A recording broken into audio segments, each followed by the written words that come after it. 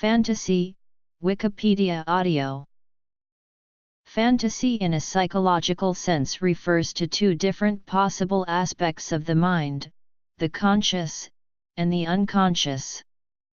In the unconscious sense, it is sometimes spelled fantasy. A fantasy is a situation imagined by an individual that expresses certain desires or aims on the part of its creator. Fantasies sometimes involve situations that are highly unlikely, or they may be quite realistic. Fantasies can also be sexual in nature. Another, more basic meaning of fantasy is something which is not real, as in perceived explicitly by any of the senses, but exists as an imagined situation of object to subject.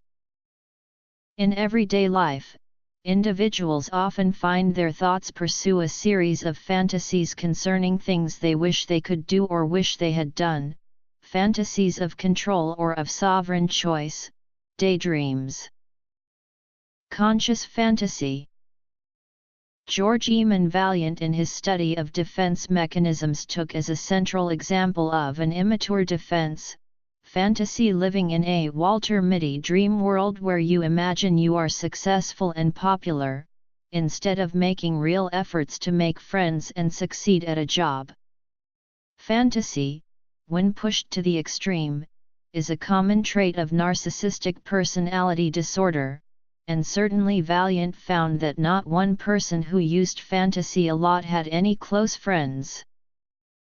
Other researchers and theorists find that fantasy has beneficial elements providing small regressions and compensatory wish fulfillments which are recuperative in effect.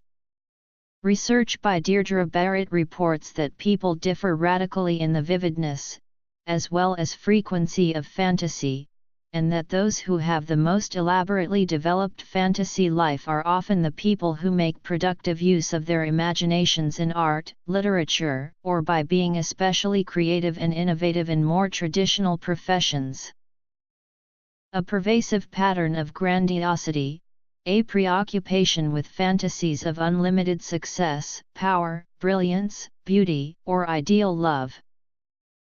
A similarly positive view of fantasy was taken by Sigmund Freud, who considered fantasy a defense mechanism. He considered that men and women cannot subsist on the scanty satisfaction which they can extort from reality. We simply cannot do without auxiliary constructions, as Theodore Fontaine once said, dwelling on imaginary wish fulfillments. As childhood adaptation to the reality principle developed, so too one species of thought activity was split off. It was kept free from reality testing and remained subordinated to the pleasure principle alone. This activity is fantasying, continued as daydreaming. He compared such fantasizing to the way a nature reserve preserves its original state where everything, including what is useless and even what is noxious, can grow and proliferate there as it pleases.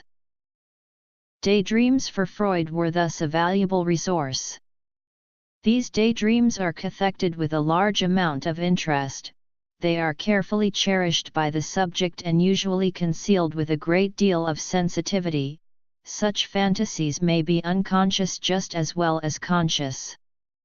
He considered these fantasies include a great deal of the true constitutional essence of the subject's personality, and that the energetic man is one who succeeds by his efforts in turning his wishful fantasies into reality, whereas the artist can transform his fantasies into artistic creations instead of into symptoms, the doom of neurosis. In the context of occurrences of the mental disorder known as schizophrenia, individuals who exhibit symptoms fulfilling this particular classification might be experiencing fantasies as part of the diagnosis. Scientific investigation into activity of the so-called default network within the brain has shown individuals diagnosed with schizophrenia have high levels of activity within their brains.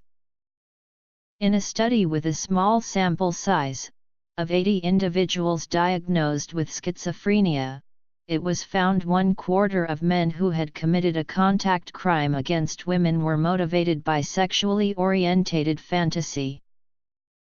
Melanie Klein extended Freud's concept of fantasy to cover the developing child's relationship to a world of internal objects. In her thought, this kind of play activity inside the person is known as unconscious fantasy. And these fantasies are often very violent and aggressive. They are different from ordinary daydreams or fantasies. The term fantasy became a central issue with the development of the Kleinian group as a distinctive strand within the British Psychoanalytical Society, and was at the heart of the so-called controversial discussions of the wartime years. A paper by Susan Isaacs on the nature and function of fantasy has been generally accepted by the Klein group in London as a fundamental statement of their position. As a defining feature, Kleinian psychoanalysts regard the unconscious as made up of fantasies of relations with objects. These are thought of as primary and innate, and as the mental representations of instincts, the psychological equivalents in the mind of defense mechanisms.